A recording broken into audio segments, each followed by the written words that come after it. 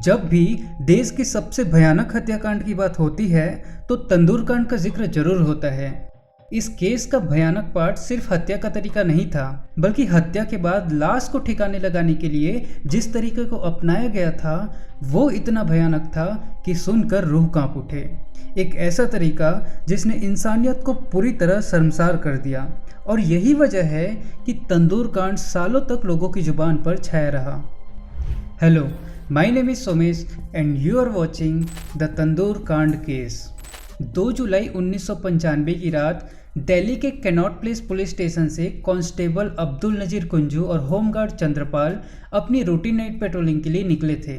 जैसे ही वो अशोका रोड की तरफ मुड़े, उन्हें एक बिल्डिंग से काफ़ी सारा धुआं निकलता हुआ दिखा। दोनों बिना देर किए तुरंत वहां पहुंचे।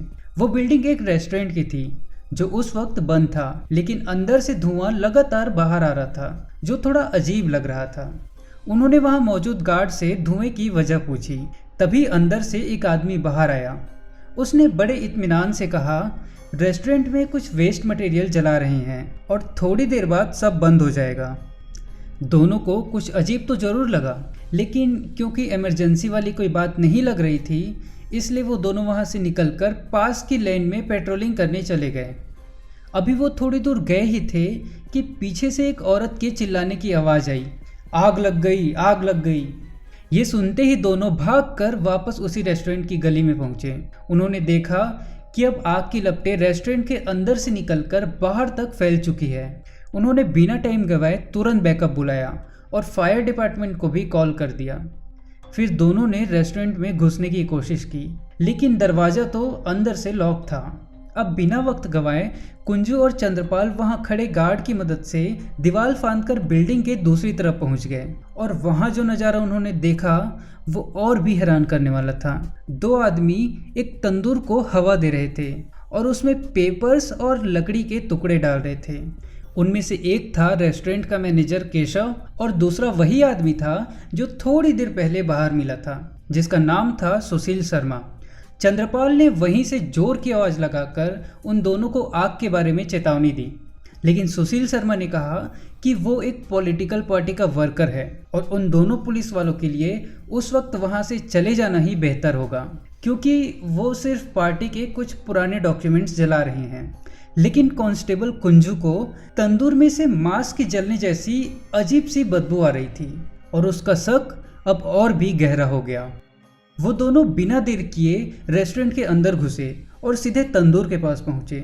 सबसे पहले उन्होंने तंदूर की आग बुझाई, लेकिन जैसे ही आग बुझी और जो नज़ारा सामने आया उसने दोनों को हिलाकर रख दिया।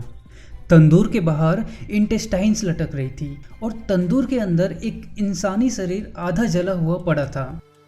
पानी पड़ते ही उस शरीर की जली हुई खाल हड्डियों से अलग होने लगी, जिसकी वजह से एक बहुत बुरी स्मेल चारों तरफ फैलने लगी थी। इतनी ही देर में पुलिस की बैकअप टीम भी वहां पहुंची, लेकिन अब तक सुशील वहां से गायब हो चुका था। केशव वहीं खड़ा था और उसे तुरंत अरेस्ट कर लिया गया।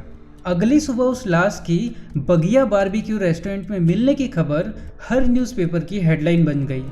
सुशील फरार हो चुका था और पुलिस अब केशव से पूछताछ कर रही थी, लेकिन केशव पुलिस के हर सवाल पर चुप्पी साधे बैठा था। हालांकि जब पुलिस ने उससे पूछा कि उसका सुशील से क्या रिश्ता है, तो केशव ने जो बताया उसने इस केस को एक नया मोड़ दे दिया। केशव ने बताया कि वह रेस्टोरेंट सुशील शर्मा का ही है। सुशील ने उसके ऊपर कई बड़े एहसान किए हैं, और उन्हीं एहसानों के बदले में जो उसने कहा केशव ने वो सब कर डाला। उस दिन एक शख्स पुलिस स्टेशन पहुंचा जिसने अपना नाम बताया, मतलूब करीम। मतलूब ने पुलिस को जो जानकारी दी वो और भी चौंकाने वाली थी। उसने दावा किया कि जिस लाश को रेस्टोरेंट से बरामद किया गया है वो किसी और की नहीं, बल्कि सुशील की पत्नी नैना साहनी की है। धीरे धीरे यह खबर चारों तरफ फैलने लगी कि इस भयानक हत्या का सबसे बड़ा सस्पेक्ट अब कोई और नहीं बल्कि खुद सुशील शर्मा है। पुलिस हाथ धोकर सुशील की तलाश में लग गई थी और उसे ढूंढने के लिए हर एक जरिया अपनाया जा रहा था, लेकिन वो जैसे हवा में ही गायब हो गया हो। कोई सुराग नहीं, उसका कोई अता पता नहीं। और फिर 9 दिन की तलाश के बाद अचानक दिल्ली पुलिस को एक सूचना मिली कि सुशील शर्मा ने खुद को बेंगलुरु पुलिस के सामने सरेंडर कर दिया है। लेकिन जब उससे पूछताछ की गई तो उसने नैना की हत्या में अपना कोई भी हाथ होने से साफ इनकार कर दिया। मगर कहानी इतनी सीधी नहीं थी। कुंजू और चंद्रपाल, उन दोनों पुलिस वालों ने सुशील को क्राइम सीन पर अपनी आंखों से देखा था और उससे बातचीत भी की थी। उन्हें पता था कि सुशील झूठ बोल रहा है। इसके बाद पुलिस ने सख्ती से पूछताछ करनी शुरू की और फिर तमाम सवालों, चुप्पियों और झूठ के बीच एक पल ऐसा आया जब सुशील टूट गया। इंटरोगेशन के दौरान उसने कन्फेस कर लिया कि उसने ही नैना का मर्डर किया है। उसने खुद माना कि इस जुर्म को अंजाम देने के बाद वो पुलिस से बचने के लिए दिल्ली से फरार हो गया था। उसके बाद सुशील ने पुलिस के सामने सब सच उगलना शुरू किया। 2 जुलाई की शाम सुशील जैसे ही गोल मार्केट वाले अपने फ्लैट में दाखिल हुआ, उसने देखा कि नैना, उसकी बीवी, हाथ में ड्रिंक लिए किसी से फ़ोन पर बात कर रही थी। उसे देखते ही नैना ने झट से कॉल काट दिया। फिर बिना कुछ बोले उसने सुशील के लिए एक ड्रिंक तैयार किया और बेडरूम की तरफ चली गई। सुशील ने चुपचाप ड्रिंक उठाई और पीने लगा।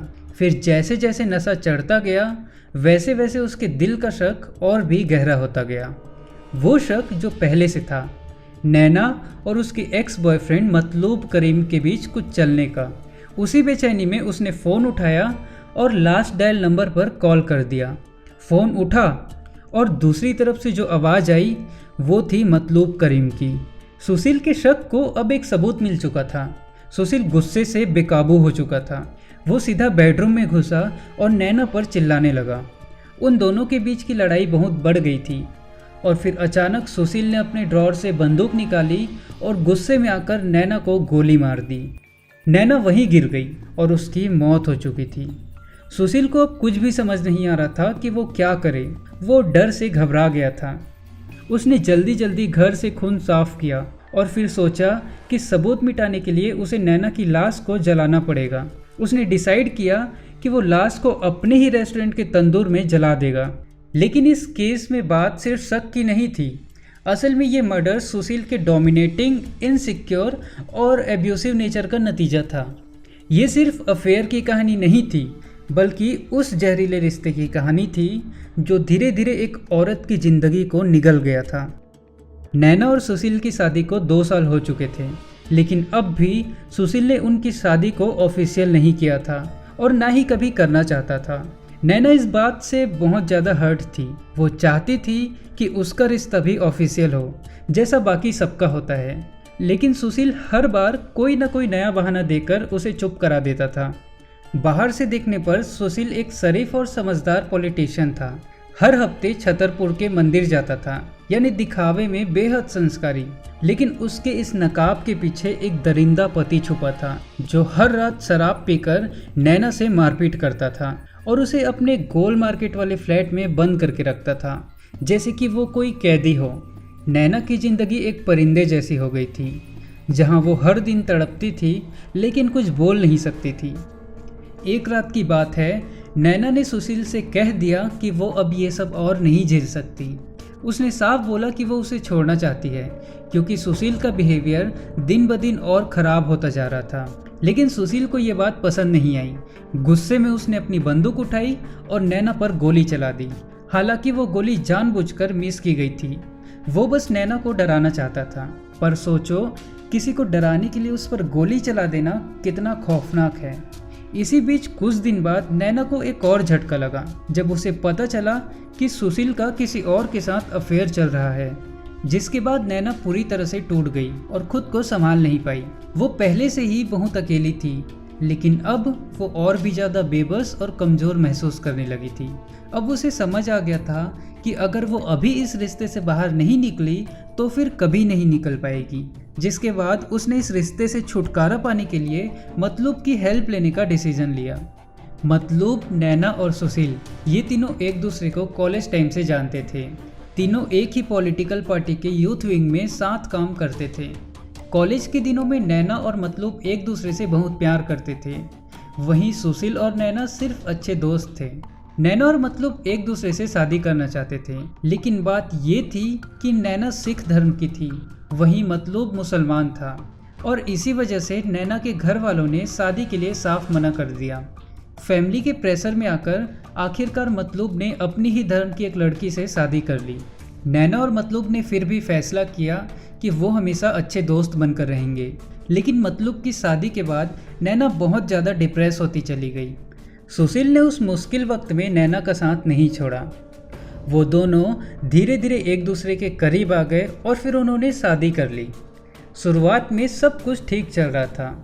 कुछ हफ्तों तक तो शादी बहुत अच्छी चलती रही, लेकिन फिर धीरे धीरे सुशील का असली चेहरा सामने आने लगा। वो नैना को मारता पीटता और छोटी छोटी बातों पर गुस्सा करता। नैना फिर से एक ऐसे रिश्ते में फंस गई थी जहां ना इज्जत थी ना सुकून। जब भी उसका दिल बहुत भारी होता, वो इमोशनल सपोर्ट के लिए मतलूब को कॉल करती थी। और फिर एक दिन नैना ने एक बड़ा फैसला लिया। वो इस शादी से निकलकर अकेले ऑस्ट्रेलिया जाकर एक नई जिंदगी शुरू करना चाहती थी। मतलूब ने उसकी बात सुनी और बिना कोई सवाल किए मदद के लिए तैयार हो गया। 2 जुलाई से कुछ दिन पहले ही नैना ने सुशील को बता दिया था कि वो ये शादी अब और नहीं निभा सकती। वो अपनी ज़िंदगी दोबारा शुरू करना चाहती है और ऑस्ट्रेलिया जाने का प्लान कर चुकी है। ये सुनते ही सुशील बुरी तरह से भड़क गया था। वो गुस्से से पागल हो चुका था। उसे सबसे ज़्यादा गुस्सा इस बात का था कि नैना के इस फैसले में मतलूब क्यों शामिल है। उसे लगने लगा था कहीं ये सब मतलूब की वजह से तो नहीं हो रहा। फिर आया 2 जुलाई का दिन। जब सुशील घर में घुसा तो उसने देखा कि नैना किसी से फ़ोन पर बात कर रही थी। सुशील को देखते ही नैना ने एकदम से कॉल काट दिया। बस यही से सुशील का शक और गुस्सा बढ़ गया। उसने तुरंत फ़ोन से लास्ट डायल नंबर पर रिडायल किया और दूसरी तरफ से मतलूब की आवाज़ आई। बस फिर क्या था, सुशील अपना आपा खो बैठा। गुस्से में उसने बंदूक उठाई और नैना को गोली मार दी। बस एक पल में ही नैना की ज़िंदगी खत्म हो गई। सुशील को उसके इस गुनाह के लिए जेल हो गई थी। कोर्ट ने उसे डेथ सेंटेंस यानी फांसी की सज़ा सुनाई, लेकिन कई सालों तक इस फैसले पर कोई एक्शन नहीं लिया गया। वो सालों तक जेल में ही रहा। फिर 8 अक्टूबर 2013 को उसके जेल में अच्छे बिहेवियर यानी गुड कंडक्ट की वजह से सुप्रीम कोर्ट ने उसकी फांसी की सज़ा को बदलकर उम्र कैद में तब्दील कर दिया। और फिर दिल्ली हाई कोर्ट के ऑर्डर के बाद 22 दिसंबर 2018 को सुशील को तिहाड़ जेल से रिहा कर दिया गया। अब सोचने वाली बात यह है, क्या ऐसे जुर्म के लिए 20-25 साल जेल में काटना काफ़ी है या फिर ऐसे क्राइम के लिए डेथ सेंटेंस ही होना चाहिए? हर इंसान को अपनी ज़िंदगी जीने का हक है, और अगर कोई उस हक को छीनने की कोशिश करता है तो वो प्यार नहीं बल्कि एक क्राइम है। आज का केस यहीं समाप्त होता है। तो चलिए आज के लिए अलविदा कहते हैं। कल फिर मिलेंगे एक नए केस के साथ। तब तक के लिए नमस्कार और ध्यान रखिए।